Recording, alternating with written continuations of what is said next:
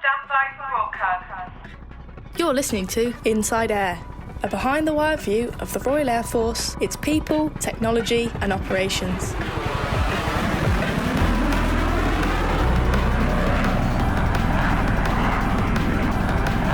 Hello, I'm Squadron Leader Peter Lisney, and in this episode we look at NATO's Baltic air policing mission. It's been varied from, busy to very busy. The world has changed in the past year. It certainly has a bit of an edge to the mission. For them, the events in Ukraine are very real. Also, in this episode, we'll reheat a few stories just in case you missed them. But first, see if you can identify this noise.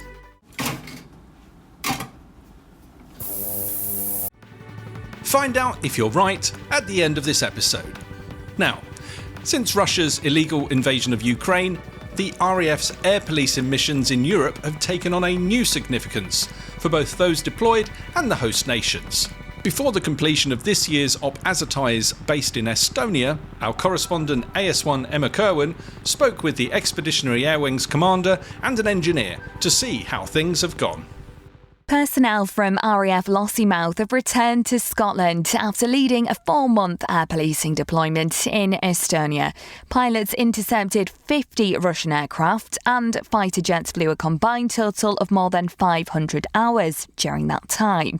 The members of the 140 Expeditionary Air Wing deployed to Amari Air Base at the start of March, along with a squadron of RAF Typhoon fighter jets, to carry out quick reaction alert intercepts of aircraft transitioning close to NATO airspace. The deployment is called Op AZOTIZE. It's a long-standing NATO air policing mission that keeps alliance members' skies safe. The deployment began with RAF pilots flying missions alongside the German Air Force. It saw the first ever joint air intercept between NATO allies. More on this for you later. But first, you're going to hear from Wing Commander McCall. I spoke to him whilst he was still deployed in Estonia. He was in charge of 140 EAW and told me there were some exceptionally busy periods. So in terms of quick reaction alert, the tempo has been varied, but it's been varied from busy to very busy over the period from start of March to where we are now in late June. We've had around 16 intercepting around just under 40 aircraft, all of which have been Russian, transiting from either Kaliningrad up to the Russian mainland or the return journey, or intelligence collection flights that have come out to look at the Baltic Sea and NATO and partner assets, maritime assets that have been operating in that area. Were you expecting to have that many interceptions? I think from our point of view, the most important thing is that we are always ready, and we're always ready to go. Whether there's one or there's 16 or 25, our motto is Dona Nair Glass, which is Scottish Gaelic for always ready. And that really has been our role, to be always ready when NATO has called on us to go intercept anything that's unknown, that isn't complying with the international norms and rules of the air, so that NATO can understand and investigate what is transiting through the airspace that is controlled by the various member nations. What actually happens then when the jets are scrambled? On a normal day, while we're on QRA, we have a team of engineers and a team of pilots and the ops support staff based down in the quick reaction alert hangar with a number of aircraft. We are connected to one of NATO's control reporting centres based in either Estonia, Latvia or Lithuania.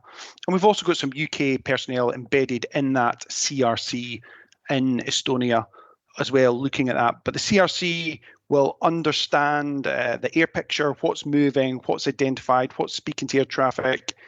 And when anything appears that is out of the ordinary or unknown or unidentified, we'll start to get an understanding of what that is. And at some point, if NATO thinks, no, we need to go and investigate this a little bit further, the alarm will go off. Loud alarm will go off throughout that hangar, and our team kicks into action, and they do exactly what they're trained to do. The air crew get in the jets, the engineers spring into action, the ops team start communicating with NATO and higher commands, and they get launched as in a very short time frame. From there, the jets will go up, intercept under the direction of NATO, understand what that aircraft is, monitor what kind of activities it's doing, and report that back so that whether it's Estonia or one of the other allied nations has got a full understanding of what is transiting through its airspace and how those aircraft are behaving. When you took over from Germany, were there discussions in the handover of how many aircraft they intercepted? When we took over from the Germans had done they'd done a double block, so they'd been in place, albeit it was different German units that had rotated through. They'd been in place for 8 months. Now, throughout that period, they'd had busy periods and they did some very, very quiet periods. And in some ways, that's been reflected in our time. While we've had a steady drumbeat of events, we have had some really busy periods. Like recently, we had 6 interceptions in less than 3 weeks, which it totaled 21 aircraft intercepted in 21 days, which was an exceptionally busy period. Now, that coincided with a large-scale maritime exercise in the Baltic Sea and Russian aircraft going out and looking and interacting with that. So I think from our point of view, and the Germans saw the same, where there's certain activities or whether it's Russian exercises or NATO exercises or just some periods have got an enhanced busyness. It kind of goes in waves. From our point of view, we just engaged with the Germans, understood what they had experienced, and then we were ready to deliver the same. That 3 week period was exceptionally busy. As I said, it coincided with that major maritime exercise, and for us, that's what we're here to do. It's good to get run out the team, show what we can do, show that we're ready, and show that we can deliver for NATO when called on. So the Russians were very much keeping an eye on what NATO's doing. From that point of view, there was a number of intelligence collection flights, a number of long-range aviation flights out of mainland Russia in that condensed busy period that coincided with that maritime exercise.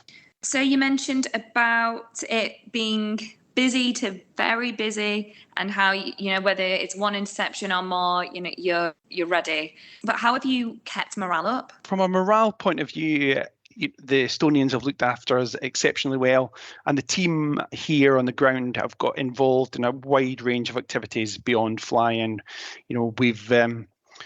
We've done everything from, we were fortunate enough while the Germans were still here to go to a top flight Estonian football match, and we had a Germany versus the UK penalty shootout at halftime, which I'm pleased to say the UK won by 2-1 after 3 penalties.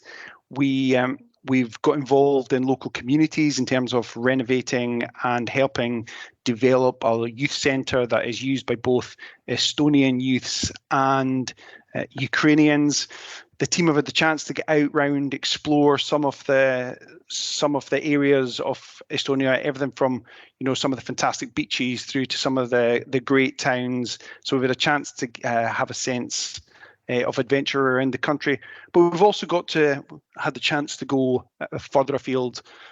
The operation has been split into 3 main phases. Phase 1 was all about interoperability with the Germans and other allied nations, and during that we had exercises in Poland, Sweden. We had a Finland-Sweden training event just as Finland joined NATO, where the Finnish team came here and operated with us from Amari, along with aircraft from 7 other nations. Phase 2 was all about Baltic defence, where we had 3 exercises: Swift Response, Spring Storm, and Spring Tempest, where it was all about working with the battle groups here in Estonia and enhancing their national defence plan. And now we're in phase 3, which is about agile combat employment. So we've had exercise Air Defender, where a chunk of the team deployed down to Germany. In the next couple of weeks, we've got exercise Tempest Strike, where some of the team will project up to Norway and the High North and deliver some of the effect there. And then looking further out, we've got exercise Joutsen Strike in Finland, where again the team will go and will show that we can project with a small footprint, Typhoon over there, deliver effect at range, and then come back to a forward deployed location. So I think that's a long way of saying that there's been a lot of great chances for the team to get out, explore, see different parts, experience different types of challenging work, see different countries, work with different nations, allies and partners, and really develop themselves personally and professionally, and mix with some great people from some great allies and see some fantastic sites. What message is the RAF putting out and NATO by being involved in all of these operations? We're saying we are committed to our NATO allies. UK stands shoulder to shoulder with all those allies. We're committed to Baltic security. The Baltic nations do not have this kind of air policing capability, which is why they look to NATO nations to provide it. And we're saying the UK is here, and we will deliver that on behalf of our other allies and partners and stand side by side. It's also important, I think, to note that air policing is inherently a defensive mission. It's a long-standing mission, and it's been running since before the events of February 22, and we're just continuing that commitment to say that the UK is here as part of that overall collective defence. So, as you mentioned, this is a long-standing mission, but have things changed in Estonia this time around? I think there's no doubt that if you speak to the Estonian people, everything changed in February last year. For them, the events in Ukraine are very real and feel very close. I've spoken to one Estonian commander who described the sound of our Typhoons as the sound of freedom.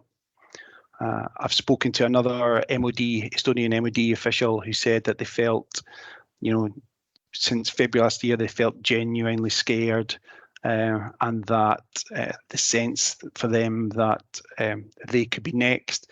And I think NATO provides that kind of blanket of security. For us, in terms of our role, our mission, what we do, we just do what we're trained to do. We do what we've always done. We deliver that professional effect both in the air and on the ground. And so for us, in many ways, we just keep our focus on things. Nothing's changed, but you can't help but notice the effect that has on the people here in Estonia, the appreciation that they show for that, and that the illegal actions of last February has changed the atmosphere for them here in the country. We're here to deliver that defensive. This is not an aggressive mission. We are doing what we've always done. I think our mission is just here to say we're here, we're with you, we understand your concerns, and I think when you speak to Estonians from any of the people here on the base up to the most senior levels, they show a huge amount of appreciation for that. You've just followed on to my next question. I just wanted to know what the communication's been like with the host nation. First of all, here on the air base, we've got a great working relationship. I meet with the base commander regularly 2 or 3 times a week. We've got interaction at a professional and a social level. And the way they've looked after us has been fantastic. From the logistics provision on the base through to the real life support, feeding us, they've been fantastic. In terms of our interaction, I think you realise how much capability and how many, talented people and great capabilities there are out there in across our NATO allies. We've all got different ways of doing business slightly. The Finnish we've worked closely with them. They've come across to Amari Air Base and worked with us a couple of times, and they've got a fantastic attitude to agility and flexibility and how they operate. Now, their country is configured for that. They've got roads and motorways that are set up so they can land aircraft on those motorways, and that translates into the everything entirely into the way that their Air Force and aircraft are set up. So learning from that kind of mindset of agility and how to bake that in from the start has been fantastic. The Germans are working with them, and the interoperability that we did at the start again was fantastic. We really worked closely with them in terms of their engineering and flying together, planning together, and seeing the way that they do things differently. They've got a different outlook to specialization versus more general skills. And again, we can take a lot from that in terms of how we work together. Getting the chance to work up and close and personal with them is something I would encourage everyone in the Air Force and the UK military to take the opportunity when it's there. Now you're going to hear from Flight Lieutenant Fowler, a junior engineering officer on 9 Bomber Squadron. His team helped keep the jets safe to fly. This is him speaking to me about working with the Germans whilst he was also deployed in Estonia. I am in charge of one of the 2 shifts we have out here. So that's leading a team of about 20 engineers that we've deployed with. So it's line managing those personnel, and then also it's making engineering decisions to keep our aircraft airworthy and providing aircraft to carry out the air policing mission. How do you keep the aircraft airworthy? It's a massive subject. If they break, we fix them, but then we have a load of ongoing sort of preventative maintenance tasks. So it's just stuff that comes up after so many flying hours or so many days. We're constantly sort of checking and rechecking the aircraft just to make sure that it's fit to fly, really. So it's quite an involved process. We've got 3 different trades of people: mechanics, avionics, and weapons technicians, and each have got a part to play to make sure that we're ready. With the proximity with Estonia and the border with Russia, that must make it feel even more important. This air policing block was sort of long planned. Certainly, obviously, context everything, and the world has changed in the past year. So it certainly sharpens up things, and it certainly adds a bit of an edge to the mission, and everyone's really keen to make sure they're out there just to do the best that they can and to provide that sort of reassurance to our NATO allies in the area that we are here. How busy have you been so far? Interestingly, we're sort of working with the German Air Force at the moment, which is something that we haven't really done, certainly never been done in this depth before. So we're working on each other's aircraft because we both operate Typhoons, but we operate them slightly differently, which is sort of quite interesting to see what they do well. They can see what we do well, so we can share ideas between us. So yeah, that's sort of kept us busy with trying to get the most out of that. What's your relationship like with the Germans that you're working with? It's really good. So we have worked with them a little bit before on previous policing detachments. That was sort of 9 Squadron a couple of years ago, working with this same 71 sort of squadron, 71 fighter wing. So we do know some of the individuals. They came up to Lossiemouth in January to carry out some training prior to the deployment. So yeah, we're getting on. They're really welcome in there, really infused to work together. They've already been doing this with the Spanish Air Force, so they're sort of really keen to push it further with the UK. And they've just been great hosts and a lot of help. Is there anything that you've learned from the Germans so far? Yeah, definitely. Just some of the equipment that they use is different to what we use, and some of it's better, and sort of vice versa. So it's something we're going to look to sort of chase up when we get home. Can we get equipment like theirs that's better? And I'm sure they'll do the same. We're also sort of just learning about how each other operates, and so that in the future we could look to become even more integrated, and you could take the next step, which will be basically we could fly an aircraft without any engineers and rely on the Germans to fix it for us, and we could do the same for them. So that's what we're sort of trying to work towards. I was just about to ask, why are we working so closely with the Germans? Like I say, we both obviously operate the aircraft. And it's just it's not like from a practical element, we can reduce the logistics footprint if we're going to deploy Typhoon, because we use the same ground equipment, something simple like a towing arm to move the aircraft around the airfield. If there's one already there that fits Typhoon, then it saves us taking our own. So it's, and just little bits like tractors, they've got theirs. So we just need to test it out, make sure that it's not going to cause any issues. And we can sort of crack on with that. And it also means we can deploy with less people, so we can look to go more places at the same time, sort of at once. You know, we can send some aircraft to one side with a mixed team of UK and German engineers, and that frees up more people to do other stuff. How do you feel about the RAF moving in like those directions, like deploying with less personnel, that kind of thing? Certainly, we're looking to do more with what we have, and it makes it more interesting, to be honest, because we're instead of having, you have to think a bit more on your feet, and people having a bit more responsibility in the jobs than maybe normally would, because we've got that smaller footprint to work with. So it's definitely a new challenge. Like the interoperability bit, it's interesting. Obviously, there's other Typhoon nations that we haven't worked with yet. The Spanish and the Italians. So hopefully that'll be something maybe we look to do in the future, and we can see what other areas that they work in, and I say build those efficiencies. So yeah, we're looking to do more with what we have. Flight Lieutenant Fowler there talking to me during his time in Estonia. With the mission complete, the Defence Secretary has praised the RAF's success. Ben Wallace said personnel have spent months away from their families, working around the clock alongside our allies to keep Europe's skies safe. He added the UK's successful leadership of NATO's air policing mission in Estonia, resulting in the interception of dozens of Russian aircraft by the RAF, sends a strong message to Vladimir Putin that we stand united with our allies against any threat to our borders. I'm AS1 Victoria Andrews with Reheat for InsideAIR.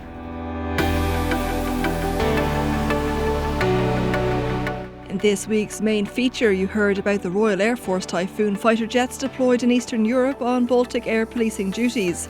Prior to their return to the UK, they temporarily relocated to NATO's newest member, Finland, to participate in Exercise Doutzen Strike, practicing air-to-air combat with Finnish F-18s and strike ground targets using precision bombs.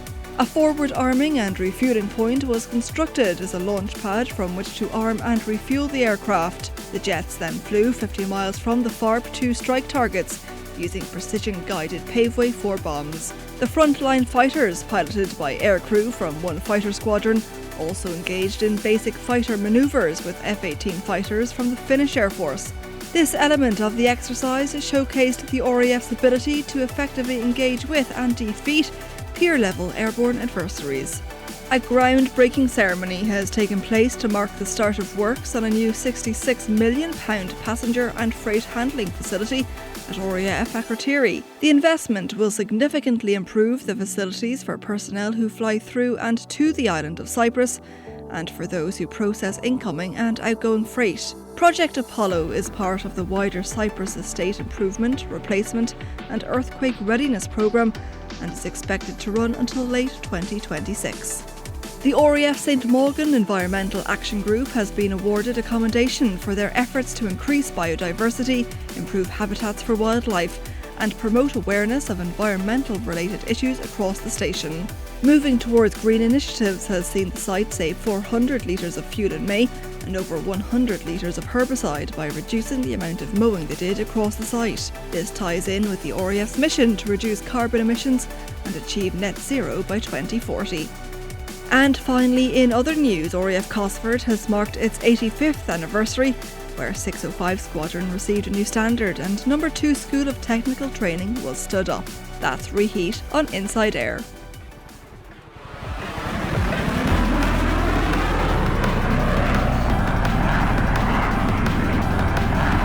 I'm AS1 Simon Ross with this episode's Name That Noise.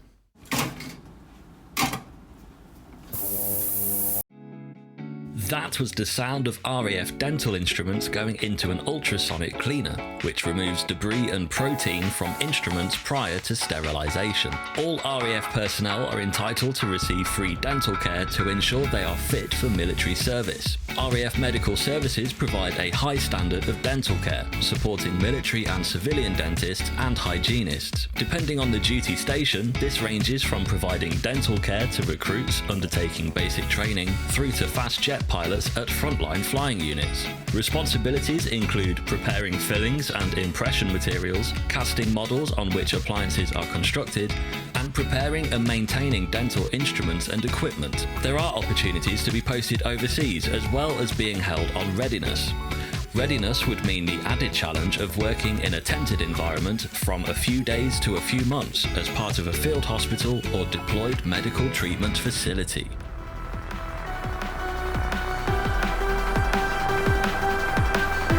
That's all for this episode of Inside Air. Please give us a review and subscribe on your favourite podcast app, and join us again soon. You've been listening to Inside Air, a behind-the-wire view of the Royal Air Force, its people, technology and operations. If you're serving in the RAF and have a story for us, please speak to your unit media and communications officer. Inside Air is written and produced for the Royal Air Force by RAF Media Reserves.